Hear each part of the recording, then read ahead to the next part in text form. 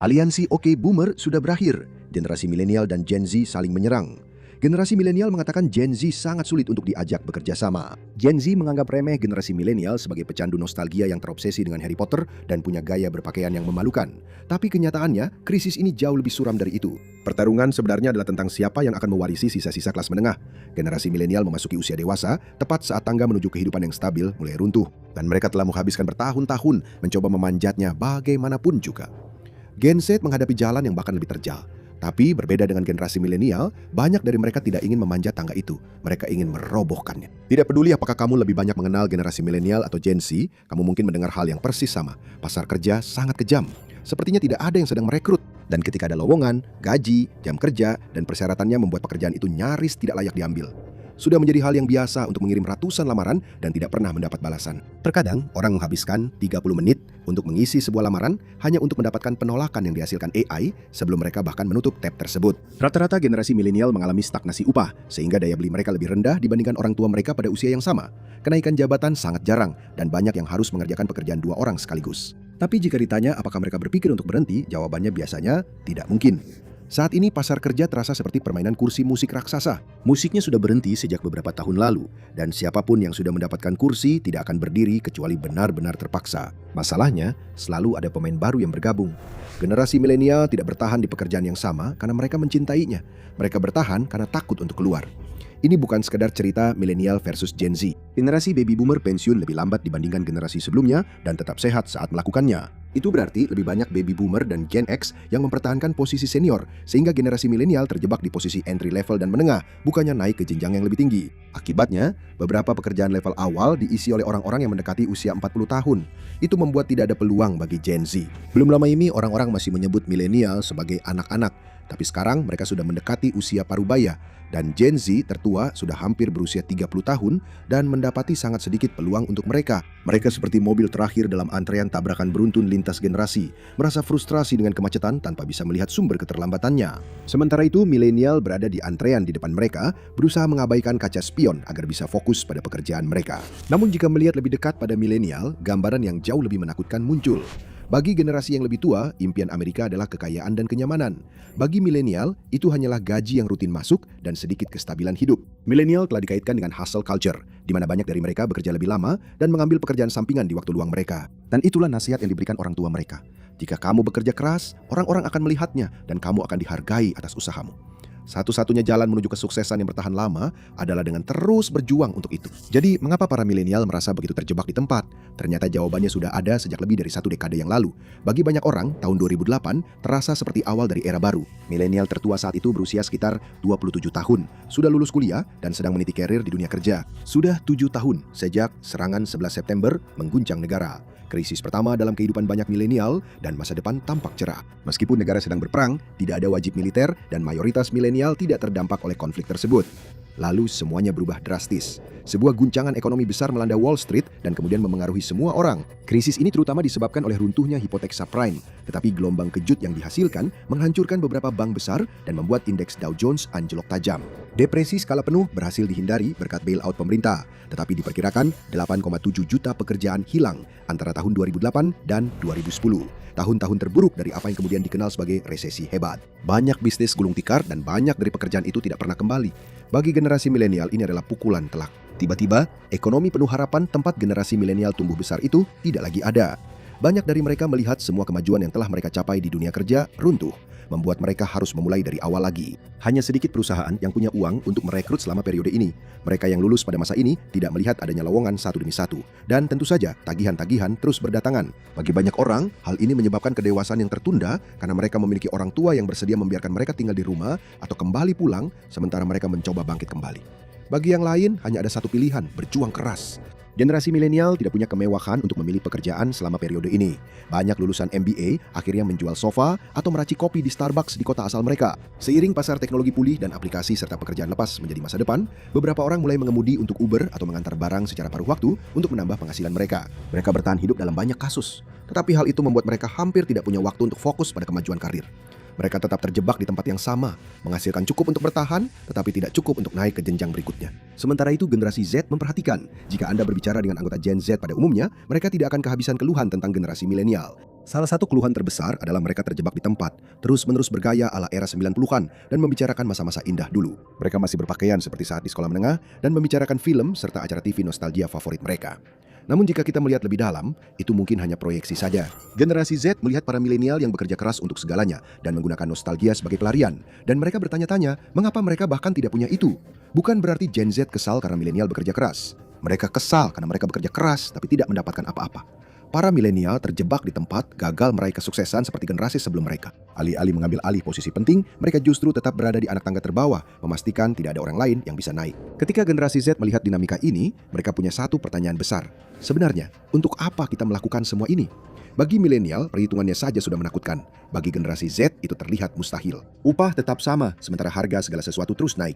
Jika ada satu hal yang masih dimiliki bersama oleh milenial dan generasi Z, itu adalah mereka tidak mau mendengar dari generasi X dan para boomer tentang betapa mudahnya segalanya dulu. Kakek akan bercerita tentang bagaimana dia berjalan ke pabrik sehari setelah lulus SMA, mendapat pekerjaan hanya dengan berjabat tangan, bertahan selama 47 tahun, lalu membeli rumah dan membesarkan keluarga hanya dengan satu penghasilan. Bagi generasi muda, hal itu mungkin terdengar seperti fiksi ilmiah saja. Pada tahun 1985, rata-rata keluarga memiliki 4 pengeluaran utama: perumahan, kesehatan, transportasi, dan makanan.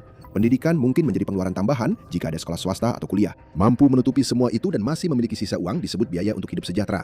Rata-rata pada pertengahan 1980-an dibutuhkan waktu 40 minggu bagi orang rata-rata untuk mendapatkan cukup uang guna menutupi semua itu. Sisa pendapatan selama 3 bulan berikutnya bisa digunakan untuk tabungan darurat atau dibelanjakan untuk kemewahan seperti liburan. Saat ini keadaannya sangat berbeda. Biaya semua hal tersebut telah meningkat tajam dengan harga bahan makanan yang paling terasa dari hari ke hari. Namun upah tidak ikut naik secepat itu. Itu berarti pada tahun 2025, biaya indeks kesejahteraan menunjukkan bahwa pekerja pria dengan pendapatan median masih harus bekerja selama 65 minggu untuk mencapai standar yang sama. Pekerja rata-rata sekarang sudah tidak bisa lagi memenuhi standar ini yang menyebabkan peningkatan besar pada rumah tangga dengan 2 sumber penghasilan dan orang-orang mulai mengurangi pengeluaran kebutuhan pokok. Namun, biayanya terus saja naik. Bayangkan Anda sedang lari maraton. Anda semakin lelah dan merasa sudah hampir sampai. Tapi saat Anda mendekati garis akhir, garis itu malah mundur 100 yard lagi. Anda akan cepat merasa putus asa. Namun, generasi milenial sudah terbiasa dengan hal ini. Berdasarkan data terakhir, 42% milenial memiliki pekerjaan sampingan untuk menambah penghasilan mereka. Angkanya cukup mirip untuk generasi Z dengan perkiraan 45 hingga 46% memiliki pekerjaan tambahan.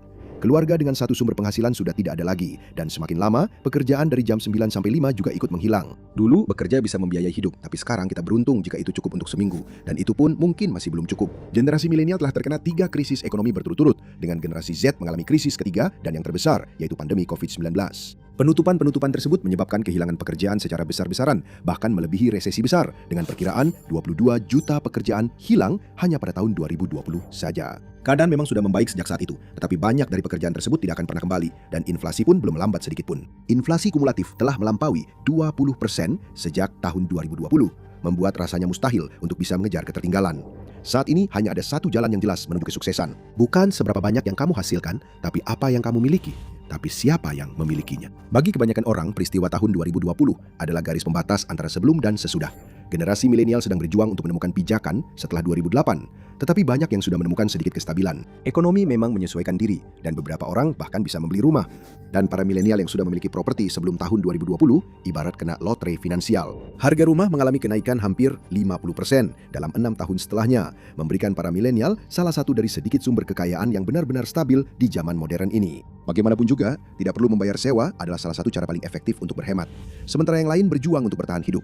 Angkanya tidak sepenuhnya buruk untuk generasi Z. Mereka sebenarnya memiliki tingkat kepemilikan rumah yang sedikit lebih tinggi dibandingkan milenial, yaitu 26,3% dibandingkan 24%. Tapi generasi Z memiliki rasio utang terhadap pendapatan yang jauh lebih tinggi, dengan rata-rata utang konsumen Gen Z mencapai lebih dari $34.000. Rumah-rumah yang dibeli oleh generasi Z sering digambarkan sebagai bunker bertahan hidup, yang hanya menawarkan sedikit ruang untuk leluasa bergerak atau membesarkan keluarga.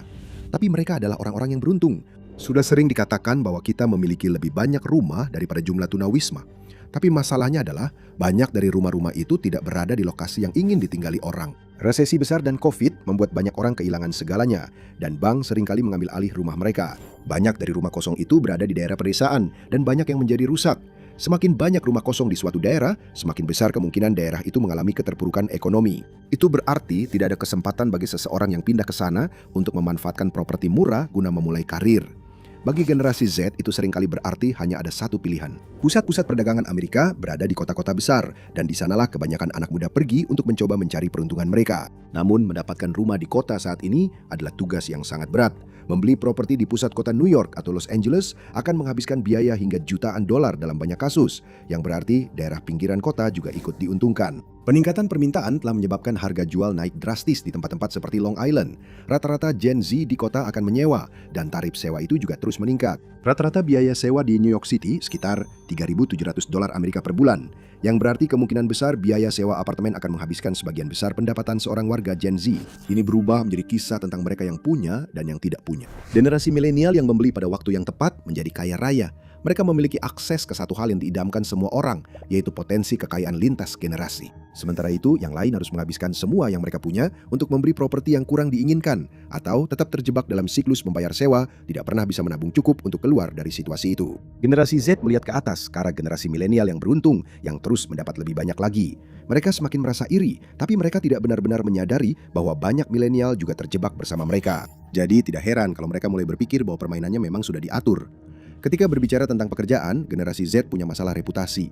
Para pemberi kerja memecat mereka dengan tingkat yang lebih tinggi dibandingkan milenial. Keluhan terbesar adalah etos kerja yang lebih lemah, kurangnya kemauan untuk melakukan lebih dari deskripsi pekerjaan mereka, dan sedikit minat untuk naik jabatan atau menerima budaya kerja. Sementara itu, milenial secara konsisten dinilai sebagai generasi yang paling mudah diajak bekerja sama. Mereka menjadi jembatan antara karyawan tradisional yang mengikuti aturan dan pekerja muda yang melek teknologi. Di sisi lain, Gen Z secara konsisten berada di peringkat terbawah. Bukan berarti Gen Z gagal menjalani hidup sebagai orang dewasa, melainkan mereka sudah menyerah untuk mencoba bersaing dalam apa yang mereka anggap sebagai permainan yang tidak adil bagi mereka. Mereka jauh lebih mungkin untuk langsung pulang tepat waktu setelah jam kerja selesai, menolak permintaan untuk mengambil shift tambahan, masuk kerja di hari libur, atau bahkan membagi fokus mereka antara pekerjaan utama dan usaha sampingan. Faktanya, 50% dari mereka mengatakan bahwa mereka secara aktif tidak berusaha untuk dipromosikan, karena peran manajemen menengah yang ditawarkan tampak seperti peningkatan stres yang besar untuk kenaikan gaji yang kecil. Mereka bukan gagal, mereka memilih untuk tidak ikut serta. Dan alasannya adalah kisah peringatan dari generasi milenial. Generasi milenial telah merangkul budaya hustle seperti tidak ada generasi lain. Itulah yang terjadi ketika kamu terus-menerus terjatuh. Kamu melakukan apapun yang diperlukan untuk bangkit kembali. Untuk semua generasi boomer yang suka membicarakan generasi muda tidak tahu nilai uang atau kerja keras sehari penuh, generasi milenial justru sangat memahami hal itu. Banyak dari mereka harus membangun kembali diri mereka sendiri setelah resesi 2008 dan kehancuran akibat COVID-19. Dan mereka melakukannya dengan memaksakan diri hingga ke batas. Antara pekerjaan penuh waktu dan pekerjaan sampingan, tidak jarang generasi milenial bekerja hingga 60 jam seminggu dalam beberapa kasus. Itu akan sepadan dengan pengorbanan jika mereka menjadi kaya. Generasi Z tidak memandang budaya kerja keras dan etos kerja milenial dengan kekaguman. Mereka melihatnya dengan rasa ngeri. Mereka menganggapnya sebagai bukti nyata dari sudut pandang mereka bahwa sistem ini memang sudah tidak layak lagi. Apa yang lebih buruk daripada menghabiskan hidup untuk bekerja, tapi hanya mendapat sedikit imbalan dalam jangka panjang? Mereka melihat para milenial yang ada di depan mereka bekerja keras demi uang, namun tetap berakhir di tempat yang sama. Jadi, apakah akan lebih buruk jika mereka benar-benar memilih untuk keluar sepenuhnya?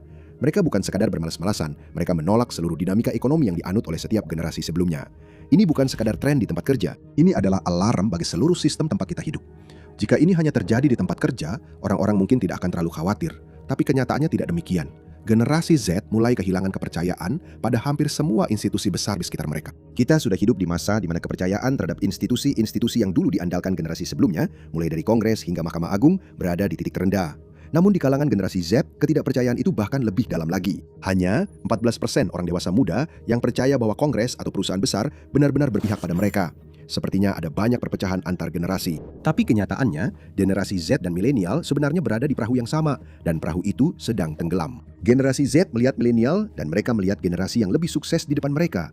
Milenial melihat generasi muda yang ambisius dan semakin radikal yang cepat menyusul mereka. Tapi kedua generasi itu sedang menderita. Mereka hanya belum menyadarinya. Jika digabungkan, mereka hanya menguasai 11% dari total kekayaan Amerika Serikat pada tahun 2026. Itu membuat mereka jauh tertinggal, sementara generasi baby boomer memegang pengaruh yang sangat besar terhadap ekonomi dan budaya. Generasi X diam-diam menuai manfaat dari stabilitas yang mereka alami selama masa kerja mereka. Dan mereka umumnya senang karena generasi yang marah tampaknya lupa akan keberadaan mereka. Generasi milenial dan Gen Z saling berebut sisa-sisa, sementara generasi yang lebih tua menyimpan sisanya di brankas. Dan mereka telah menguncinya rapat-rapat. Ini juga bukan hal baru. Pada tahun 1990, generasi boomer menguasai sekitar 21% dari total kekayaan, lebih dari 2 kali lipat yang dimiliki oleh generasi milenial saat ini. Sistemnya bekerja untuk mereka, dan mereka memanfaatkannya sepenuhnya. Tapi sekarang, mereka mempertahankan semua kekayaan itu tanpa banyak niat untuk membaginya. Banyak milenial yang berharap akan mendapatkan warisan dari orang tua mereka, namun akhirnya melihat orang tua mereka menjual rumah dan menikmati masa pensiun dengan berlayar keliling dunia. Dan jika brankas itu terkunci, lalu siapa yang akan memegang kuncinya ketika hanya generasi muda yang tersisa? Ada satu kekuatan yang tidak bisa dilawan siapapun, yaitu berjalannya waktu. Pada akhirnya, generasi boomer akan menjadi bagian dari sejarah meskipun di usia yang jauh lebih tua dibandingkan generasi sebelumnya berkat kemajuan dalam perawatan lansia dan pengobatan penyakit. Lalu giliran generasi X yang akan memikirkan pensiun meninggalkan milenial sebagai generasi dominan di tempat kerja. Tapi pada saat itu, apa yang akan tersisa? Saat ini, milenial dan generasi Z saling dipertentangkan. Sama seperti dua pengemis yang dipertentangkan ketika seorang pria yang memakan seekor kalkun utuh melemparkan tulang kepadanya. Namun di balik pertengkaran itu, ada krisis yang jauh lebih besar sedang berkembang. Secara hitung-hitungan, bekerja di zaman sekarang sudah tidak lagi cukup untuk menopang gaya hidup kelas menengah tradisional. Tidak peduli apakah kamu berusia 25 atau 40 tahun. Kedua generasi telah terjebak dalam siklus kejam yang sama, dengan satu pihak merasa bisa mengatasinya, dan pihak lain percaya bahwa lebih baik tidak ikut bermain sama sekali. Hanya ada satu cara siklus kejam ini berakhir. Ya, generasi milenial memang belum move on dari era 90-an, dan mereka mungkin masih naif terhadap sistem yang masih mereka coba menangkan. Generasi Z dianggap kurang etos kerja dan menghabiskan seluruh waktunya di depan layar. Namun, terlepas dari perbedaan-perbedaan kecil itu, kedua generasi ini sebenarnya memiliki banyak kesamaan. Keduanya tumbuh dewasa di era ketika masa kemakmuran Amerika tampak mulai memudar. Keduanya melihat sistem yang seharusnya mereka percayai justru mengecewakan mereka. Keduanya juga melihat dunia terus berjalan tanpa melibatkan mereka. Dan yang paling menakutkan para penguasa adalah mereka mulai menyadarinya. Hanya ada satu cara perang ini berakhir, ketika generasi Z dan milenial sama-sama sadar bahwa mereka tidak sedang berebut bagian terbesar dari kue. Mereka justru berebut sisa-sisa yang ada. Dan itu tidak cukup untuk kedua kelompok tersebut. Jadi, semakin banyak generasi Z yang mengulurkan tangan kepada generasi yang lebih tua dan berkata, sistem ini tidak bekerja untuk kami dan sepertinya juga tidak bekerja untuk kalian. Ada satu sumber daya yang tidak bisa ditimbun, anak muda. Setiap industri pada akhirnya membutuhkan generasi baru, dan jika para milenial bergabung dengan Gen Z dalam fenomena quiet quitting, tidak ada yang tahu apa yang akan terjadi selanjutnya. Ingin tahu lebih banyak tentang bagaimana generasi boomer menaklukkan mimpi Amerika? Lihat You Need to Be Mad Now untuk semua detail menakutkan, atau tonton The US Economy is About to Break untuk mendapatkan peringatan tentang krisis berikutnya yang mungkin segera terjadi.